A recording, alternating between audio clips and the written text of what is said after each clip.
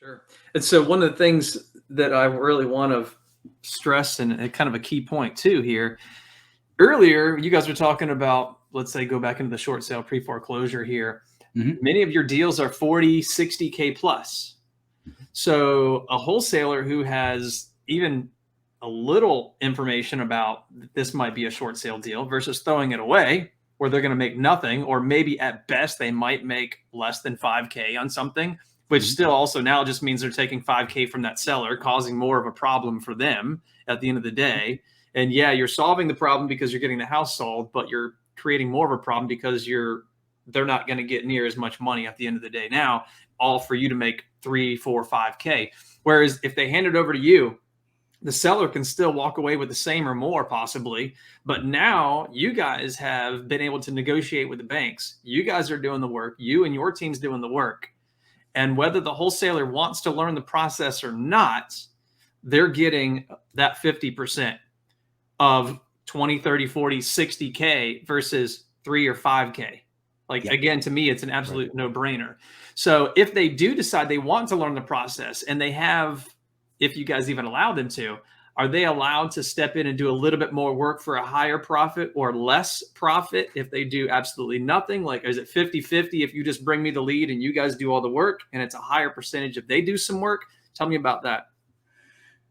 So if they're a member and working with us, then they will have the necessary education to do the work. And in that case, they do have a higher percentage. So our students that partner with us are able to actually partner with us and get 80% of the deal. And that's largely because at the end of the day, between them and the agent locally, they're going to be doing basically all of the boots on the ground work. We are going to be at our desks and on our phones and at our computers and handling things from that perspective. And also another thing that we've been doing is, having been specialized in these areas for so long, we have a lot of contacts all over the country, which is part of the reason that we're even doing this video with you in the first place, is largely because most short sales are going to actually be closed via double closing. The vast majority of short sales, like 90% roughly, are going to be a double closing.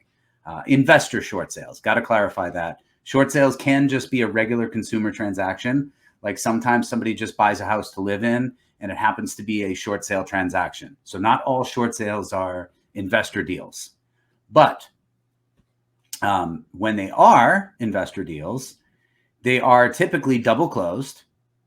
And that is one of the reasons that we were excited to do this with you as well, is because, you know, if we're going to be referring our students to a company for the purpose of getting transactional funding, which is usually necessary for double closings, we want to make sure we know that we're sending them to somebody that we have an existing relationship with, much like if we're referring somebody a title company or any other auxiliary service.